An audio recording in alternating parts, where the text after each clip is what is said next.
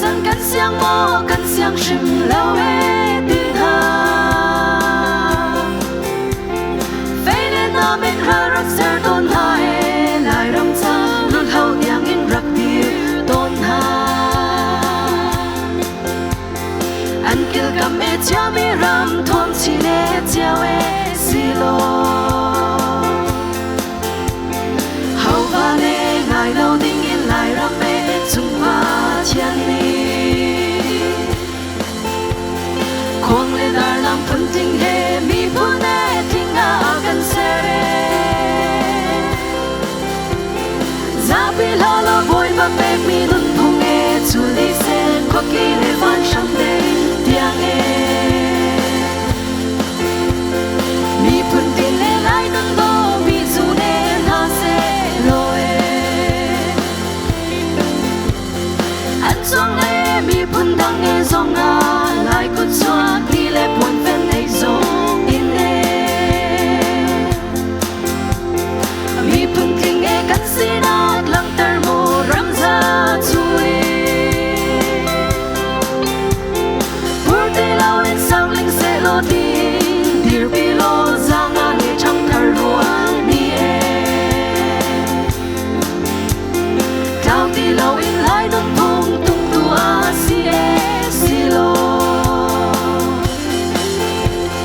hậu va lê ngài lâu đinh in lại ram ê chung ba thiên ni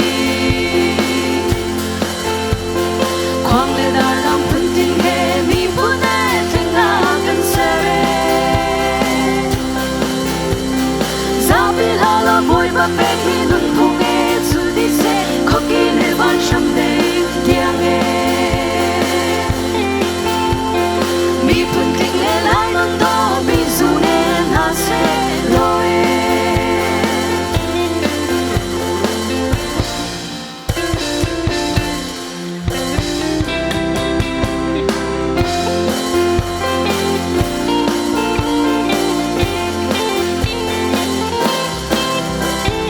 mi phun la ke kan ni lai mi zu ê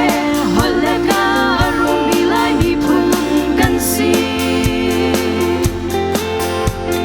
hol le ka nun phong xiao in kan ren nun keng tu kan si lu pa cha den khoang le dar sam phun ting in lai nun a sun sak mi phun kan si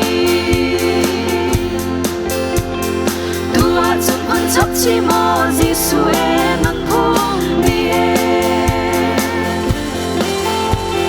hậu va lê ngài lâu đinh in lại ram ê chung ba thiên ni khoang lê dar lam phun ting he mi phun ê ting a kan se za pi la la boy ba pe mi nun phung ê chu li se kho ki le van sham de tiang ê mi phun ting le lai nun do mi zu ne na se lo ê hậu va lê ngài lâu đinh in lại ram ê chung ba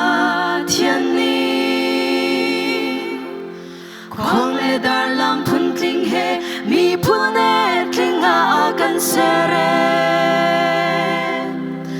za pi la lo boy ba pek mi nun phung ê chul di se kho ki le van sham deng